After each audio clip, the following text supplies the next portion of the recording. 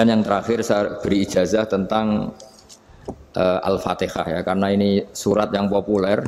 Kalau saya ijazahi Quran 30 juz pasti sampean nggak hafal.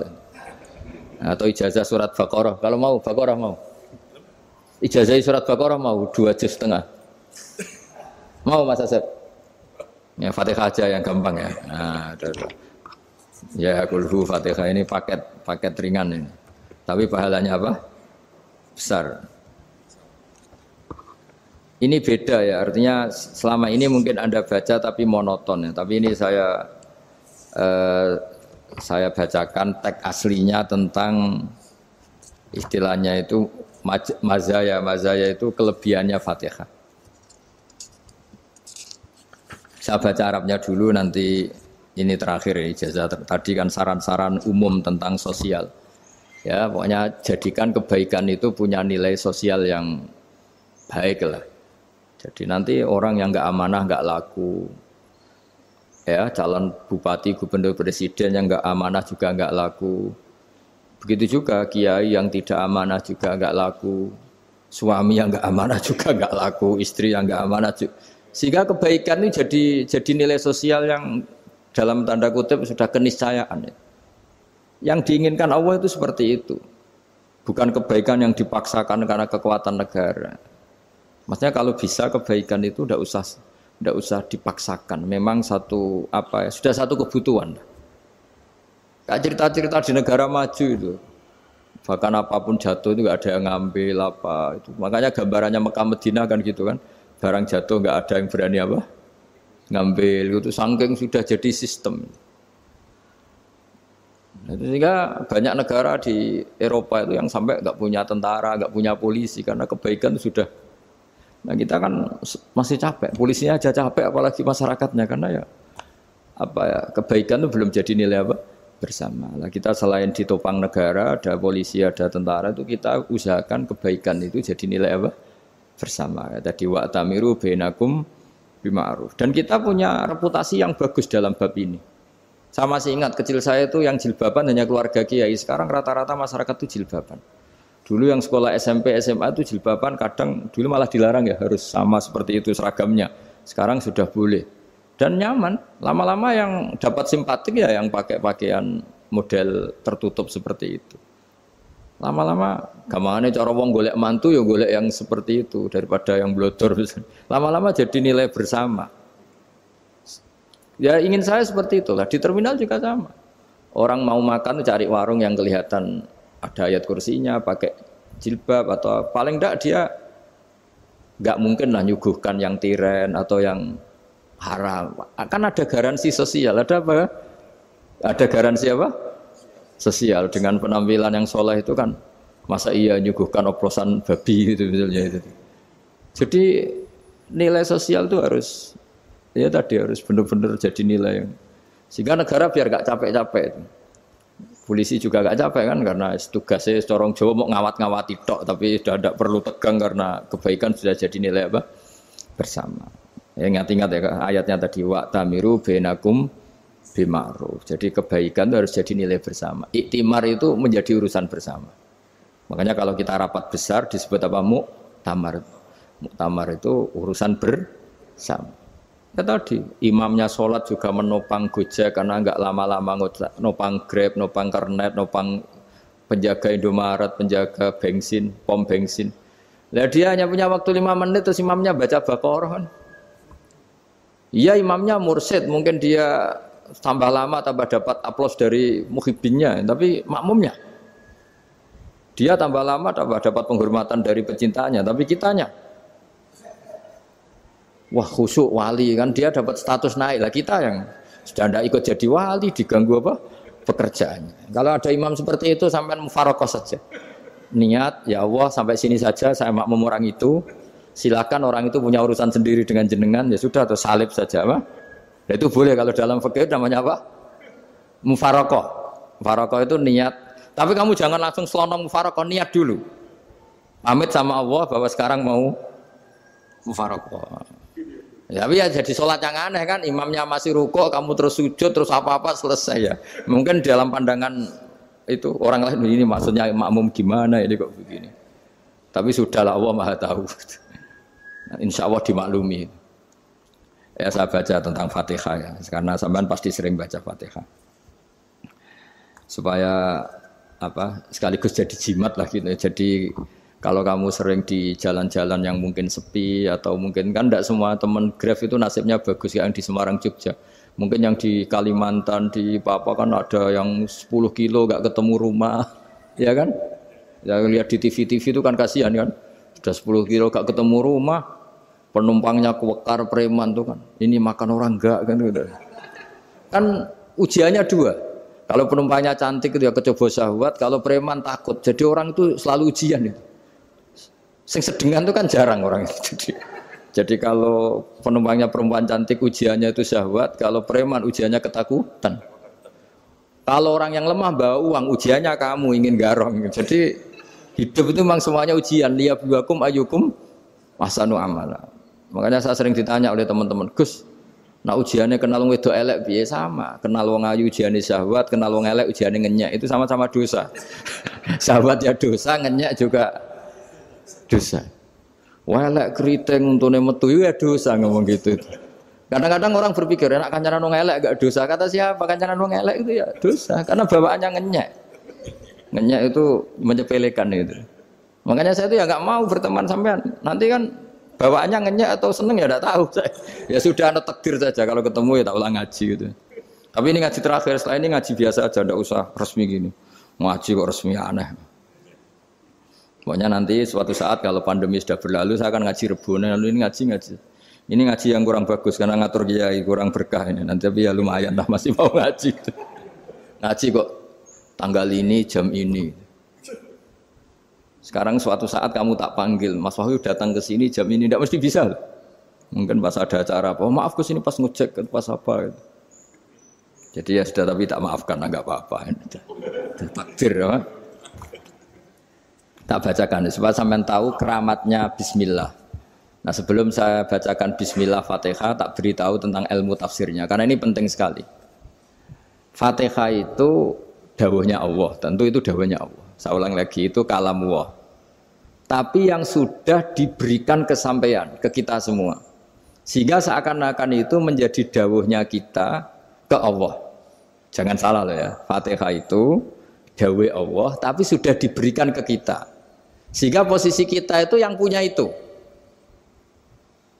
Nah kenapa ini perlu dijelaskan? Karena nanti ada kalimat iyyaka na'budu wa iyyaka nasta'in. Kalau itu masih kalam Allah, berarti Allah ngomong ke kamu, ngendikan ke kamu, kepadamu aku menyembah. Masa Allah menyembah kamu? Nah sehingga ilmu tafsir itu menyelesaikan itu dulu ya. Saya ulang lagi ya, sebelum sampean sering baca Fatihah, aku yakin ya sering baca. Tapi barokahnya tidak paham itu tidak pernah janggal. Enggak paham itu ya penting supaya tidak iskal, tidak janggal. Sebetulnya di kalimat itu ada yang janggal. Kalau Fatihah itu kalimatnya Allah atau kalam Allah, bagaimana dengan kata-kata iyyaka na'budu? Masa Allah ngendikan ke kita, kepadamu kami menyembah. Masa Allah menyembah kita? Maka penyelesaiannya secara ilmu tafsir gimana? Semua ulama mengatakan, bukan satu dua, semuanya mengatakan di Fatihah itu semuanya diberi kawalan kalimat. Saya ulang lagi ya, di Fatihah itu semuanya diberi awalan kalimat qulu, katakan wahai hambaku begini. Ya, katakan wahai hambaku begini. Nah, begini ini pelajaran dari Allah yang sudah diberikan ke kita. Terus kita mengatakan bismillahirrahmanirrahim, alhamdulillahirabbil, termasuk kita mengatakan iyyaka na'budu wa iyyaka nasta'in. Jangan bayangkan Allah ngendikan ke kita. Kalau Allah ngendikan kita berarti gini, hei Wahyu, ihdinas siratal mustaqim, tunjukkan saya jalan yang benar. Nah nanti kamu terus, ya Allah, Anda aja minta pertolongan saya minta tolong siapa kan? Jadi panjang kan? Ya, saya ulang lagi ya. Jadi itu di Ulumul Quran diterangkan gimana? Sebelum baca Fatihah, ya. Fatihah itu kalamullah, ngendikane Allah, tapi yang sudah diajarkan ke kita dan sudah milik kita, sehingga kalimat itu menjadi milik kita. Tapi ya kalamullah, tetap kalamullah, tapi sudah menjadi milik kita. Sudah paham ya? Ya pinter nah. Ya, karena kalau tanpa penjelasan seperti ini, Anda akan iskal. Bagaimana Allah iskal itu janggal? Bagaimana Allah mengatakan iya karena butuh? Kan jadi aneh ya? Ya, jadi tak jelaskan secara ilmiah ya. Jadi kata ulama-ulama tafsir, ayat-ayat Quran seperti ini sebetulnya dimulai dari kulu apa? Meskipun nggak dilafatkan. Itu kan sama dengan qul huwallahu ahad Muhammad, katakan kalau Tuhan itu satu. Ya namanya Quran itu kan kalam Allah membina nabinya, membina umatnya. Makanya dikatakan atau enggak di sini tersembunyi kata qulu, katakan. Ya. Jadi ya ibarat apa itu? Kamu ngajari anak kamu lah. Le, panggil jenengan bapak kulo. Itu maksudnya anak itu, kalimat itu kalimat kamu, tapi kamu ajarkan ke anak kamu. Terus anak kamu bilang, Pak jenengan bapak kulo. Nah, ketika kamu mengatakan jenengan, bukan kamu mengatakan jenengan anakku, berarti anakmu itu bapakmu, kan lucu kan? Anak kamu ajari jenengan bapak kulo. Kamu, engkau, bapak saya. Terus anak kamu mengulang, jenengan atau kamu bapak saya. Berarti itu kalimat yang kamu ajarkan, tapi sekarang sudah milik anak kamu. Kalau itu kalimat kamu kan lucu, masa anak kamu bilang bapak. Nah itu seperti itu. Jadi ulama memberi solusi atau jawaban iya karena abudu. Iya itu sebelumnya ada kata-kata kulu, katakan wahai hambaku, hubungan kamu dengan saya adalah katakan iya karena abudu wa iya karena nasta'in. Terus hubungan kamu dengan saya katakan juga dalam doamu ihdinas siratal mustaqim. Jelas ya, jadi itu kalam Allah yang sudah milik kita karena diajarkan Allah untuk kita. Dong ya? Ya dong, gak jelas gak. Tapi bagus gak jelas itu bagus. Kalau kamu jelas gak jadi digrab, jadi gubernur.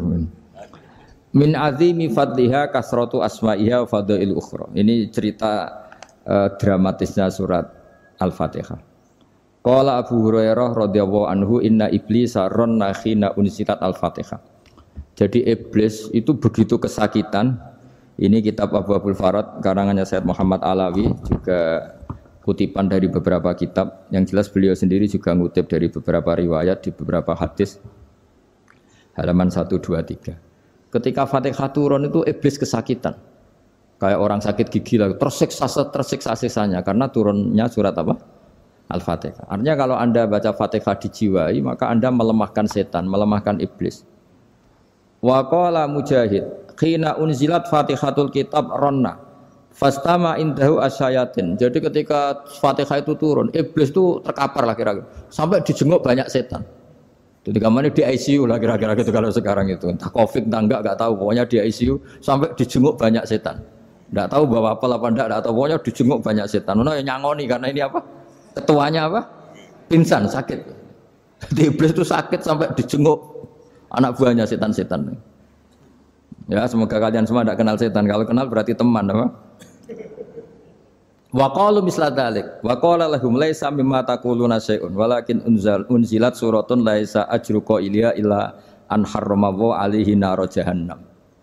Saya ini bukan sakit fisik kata iblis. Kamu tidak usah jenguk saya, datangkan dokter terbaik, tidak usah. Saya ini tidak sakit fisik. Saya ini sakit karena ada surat yang diturunkan, yang pahala yang melafatkan surat itu pasti selamat dari neraka. Padahal misi terbesar saya ini supaya manusia masuk neraka. Sekarang punya tamengnya. Wah pusing kan? Ya seperti orang lah goda sampean ternyata sampean setia itu kan pusing. Nah ternyata ada setia itu yang akhirnya ribet kan itu. Jadi iblis itu cita-cita terbesarnya kan semua orang itu masuk neraka. Nah sekarang turun satu surat yang gara-gara surat itu siapapun yang baca dijamin selamat dari neraka. Jadi walakin unzilat suratun laisa ajru qailiha illa an harramallahu alaihi nar jahannam. Karena jadi dia shock lah kalau orang di Jawa itu bilang shock. Aduh sial nasib saya ini umat nggak bisa saya goda lagi karena punya tamengnya tadi punya. Qad tolakaidukum wa makrukum. Rekayasa kalian sekarang itu tidak ada gunanya semua. Nah, ini alhamdulillah di Indonesia kelihatan kan banyak yang miskin, banyak yang susah. Tapi selagi mereka masih sholat, itu keinginan mencari halal itu masih tinggi. Kayak apa kita di tengah kota, jauh dari anak istri, jauh dari tetangga. Biasanya kalau orang jauh dari anak istri, tetangga kan sakar PDW. Tapi yang soleh masih banyak, sudah jauh dari keluarga tetap lurus. Loh, kalau yang dekat lurus kan wajar, konangan wong akeh. Kan. Ini sudah jauh masih lurus. Nah ini nggak lepas dari barokahnya surat apa? Surat Fatihah tadi. Jadi karena ada surat yang menjamin pelafalnya atau qailiha terbebas dari api neraka. Wa qalat as-sayatinu lahu is ayyusai'in ta'muruna ya maulana. Faqala lahum idhabu wajtahidu hatta tukhfilu qulubahum hatta la yaqulu hadhihi surah. Lalu kita gimana? Jari para setan gitu. Lalu kita gimana? Terus kata iblis, sudah bikin mereka lupa sehingga tidak baca lagi. Selagi masih baca kita pasti keok. Jadi kalau sampean sudah jarang baca Fatihah itu berarti sudah bagian dari kemenangan apa? Iblis. Jadi kalau sampean sudah jarang baca Fatihah itu berarti bagian dari kekalahan Anda, kemenangan Iblis. Masih sering baca? Berapa kali? Terus apa lagi?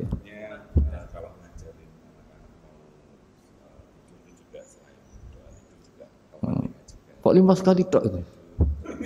Berarti pas sholat fardu tok itu. Enggak 5 kali itu mendingan itu 17. Kamu itu ngitungnya jangan 5 ini. 5 waktu itu berarti lumayan kan? Berapa? 17 ya? Iya. 17 ya? Ya. 17 tapi kalau makmum tuh sering separuh kan, apalagi makmum tarawih. Ya kan? Makmum tarawih itu bacanya Fatihah ada yang sempurna enggak ya? Ya enggak lah. Baru alhamdulillahirabbil alamin mampu ruko ikut ruko gitu. Makmum kan yang tarawih lah Mas. Kalau tarawih jarang sempurna ya. Fatihahnya itu. Kan imam sudah ruko. Kamu bacanya Fatihah sampai mana gitu? Baru setengah ya. Ya paling pas tarawih aja kan enggak sempurna ya. Apalagi kalau imamnya sing kilat waduh malah. Nah ketika Fatihah itu sebegitu keramatnya, sebegitu topnya, itu setan rapat, singkat cerita itu yang tadi dipimpin oleh iblis yang sedang terkapar apa? Terus tadi obatnya enggak ada, cuma dia shock karena ada surat yang turun yang melafatkan itu pasti selamat dari apa? Neraka. Nah ini gimana saran Anda? Terus sarannya adalah bikin orang-orang itu lupa, tidak baca Fatihah. Nah ini rapatnya iblis. Idzabu wajtahidu hatta tughfilu qulubahum hatta la yaqulu hadhihi surah. Kala yuksiru qira'ataha wa la yakunu lahum ajrun wa thawabun bal yakunu lahum adzabun wa iqabun.